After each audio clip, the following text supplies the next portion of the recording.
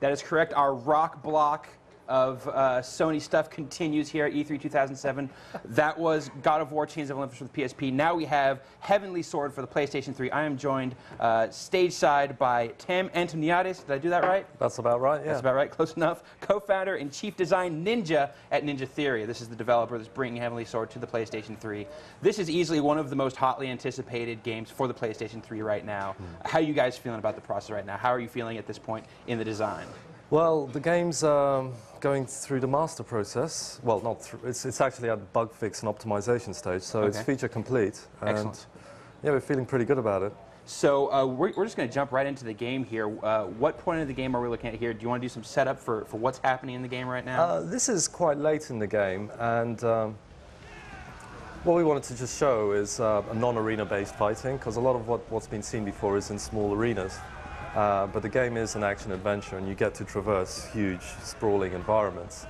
And that's something you can see here. There's always that sense of scale to the environments where you can see out for miles in some instances. But it's not just like a matte painting. Sometimes you actually do have to traverse across that entire environment. And then you also have to beat up a whole lot of dudes. Yeah. It seems like combat is definitely one of the main things, one of the huge components in this game. Yes, but you know, one of the things we wanted to do was to make a combat system that works on a one-on-one level. So you get to fight tough enemies one-on-one, and it takes a lot of skill, just like any one-on-one fighter. But then to be able to scale up to groups of enemies where they have a sense of group coordination against you. A little bit like in Kung Fu movies, you know? They don't all attack at once. Sure. But they kind of do it in a way that's kind of cool to watch. A couple will come at you at once, and then there'll be some that are hanging back a little bit, stuff like that. How big of a group of enemies are you going to face at a time in this game? Well, you go up to scenes where there are over 2,000 people on screen at the same time. That's a lot of people to be fighting it. Yeah, well, you don't have to kill everyone. Okay, you don't have to, but can you? You can kill hundreds of them. That's still a pretty heavy number. Now let's talk a little more about the fighting system in this game. You're talking about the scaling of it. How much of a challenge was that for you to develop?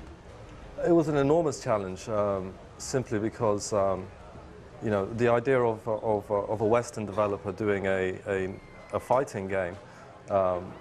You know, people didn't believe that we could do it. That this was even before the God of War guys, you know, proved that wrong.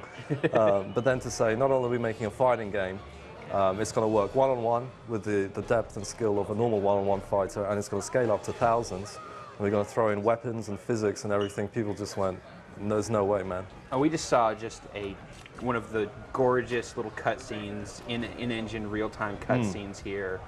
Let's talk about the process behind that, because these are easily some of the best-looking models. Just in the face is just so expressive and emotive. Yeah. How did you achieve that? Well, we were lucky actually, because my brother is a mortgage advisor, and he happened to be doing the mortgage for Andy Serkis, who played Gollum and Kong. And so So are you saying that you strong-armed Andy Serkis into doing this for you? Yes. I gave him a call and I said, you know, we showed him. I told my brother to show him a trailer, and he went, "Wow, that's the best mortgage I've ever seen. You know, what bank is that?" So I called him and I said, you know, you've got experience second to none about motion capture. Yeah. We'd really like to get you on board, not only to star in it, but to also direct it and take all the other actors through it. So then he introduced us to Weta, who did all the effects for Lord of the Rings, and they had a special stage built for us. And the stage was actually even more advanced than the one they had on King Kong and Lord of the Rings. So we could capture facial, body, and voice simultaneously of up to 5 actors on set. So you're telling me that because of a chance mortgage, you were able to get access to like one of the best motion capture studios in the world, one of the best special effects studios in the world, to help you develop some of the finer points of this. Yes, it's funny how things go, isn't it? That seems rather fortuitous. I want to talk a little more about just the fighting styles in Heavenly Sword. What can you tell us about that? Okay, well, you know, in traditional fighting games, you often have, like, that are side-on. A lot of the complexity comes from being able to attack high or medium or low. Right. Now, in a third-person action-adventure, you can't do that. So what we did was create the idea of different stances. So by default, you're in speed stance, where your swords are split, and it's very technical and fast. If you hold down the right shoulder button, you can then make your sword joins into one massive sword into power stance. And that's great for breaking enemy defenses or against really tough enemies. And then if you hold the left shoulder button, your swords come out on chains, and that's the range stance. So when you're surrounded by lots of people, you clear away the easy guys, and then follow in with power or speed stance. Now, how dynamically can you switch between these stances? Well, you do it on the fly, so that was the idea, that you know, you can pretty much, you know, press any button and switch stances on the fly, and she'll respond to you. Yeah. So the skill in the game is actually about choosing the right stance for the right moment, and that includes blocking. You know, if you're in speed stance, she automatically blocks all attacks from all directions. But if a guy comes in with a power attack, you've got to switch to power stance to block his attacks. Right. And range stance doesn't have a block, but it does clear out enemy. So yeah, it's like a, you know, a Panzer Dragoon. I don't know if you've played Panzer Dragoon Auto. Yes, yes. You know, it's got the dragon forms. The idea was to make something like a puzzle game, action puzzle game within the stance system. This again, I'm totally awestruck by some of these cutscene sequences here. What's going on at this point in the game now? Okay, this is where Neriko's father's been captured, and she's the only surviving member of the clan. So she's now gone on a mission of revenge. She just wants to infiltrate the temple, kill King Bohan, and go on this massive revenge spree.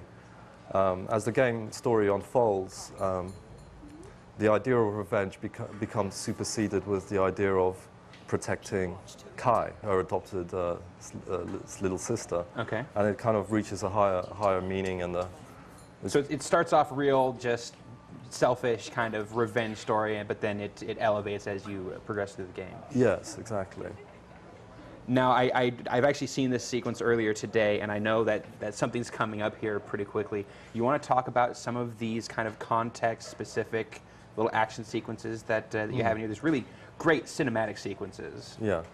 Well, the idea there was to, you know, oftentimes you see these kinds of sequences as cutscenes, and we wanted to try and put as much interaction into them as possible. So it is similar to a lot of, you know, these kinds of sequences that you've seen before in games. But the thing I've always found frustrating about them is that, you know, you get it wrong and you're dead. So we've introduced a concept of branching, so you can fail a lot of the button presses and still continue. And if you do a perfect run, you get extra style points, which then unlocks new combos and new features. So you get new stuff in the game. Tell us a little bit more just about character development and advancement over the course of the game. How does that affect the action? Okay, well, I mean, your Heavenly Sword stays with you pretty much through the whole journey. Every section of the game is rated on style, and the better you play, you see the bar at the bottom, that's kind of your style meter going up. And the more style you get, the more things you unlock. So you unlock new combos, new super style moves, which are like room clearing moves that are very cinematic. You also unlock a lot of behind the scenes stuff, like concept artwork and making of videos. Oh, that's like that. Brutal right there. Snap. How many of those kind of up close and personal kill animations are there in here? There's tons of them. I mean, a lot of them are through the counter system. So if you pick your counter right, you go into these cool cinematic moments. And there's about 40 of them in there. In addition to that, you've got your super styles. You've got 3 levels of super style. And each level has 3 for power, speed, and range stance. So that's a ton of different ways to ice a guy, I guess. Yeah, but that's not all. I mean, we also let you pick up and throw all the weapons in the environment. We put you in charge of cannons, and you know, you can play as Kai as well, and play whole sections of the game with her. And how does her handling different? How is that any different from the main character? Well, how much time do we have? Kai is very different. She's not got any melee combat, but what she does have is that enormous crossbow, and she's a savant with a crossbow, which is why she's a little, you know, she seems a little bit kooky sometimes. She's a little out there. Yeah, and so her thing is, you know, her thing is to kind of keep her distance from the enemies and take them out, you know, with her crossbow. Sure. But because, you know, when you're playing as Kai, there are other crossbowmen that fire at her. You have to kind of be sneaky and find cover, and you know, it's more like Time Crisis than stealth, if you know what I mean. So Sure. it's take cover, pop out, shoot at them. So still fast-paced. Yes, yes, very much action-based. Excellent. Well, while we wait for this to load up, are you up for taking some questions from the folks at home? Yeah, absolutely.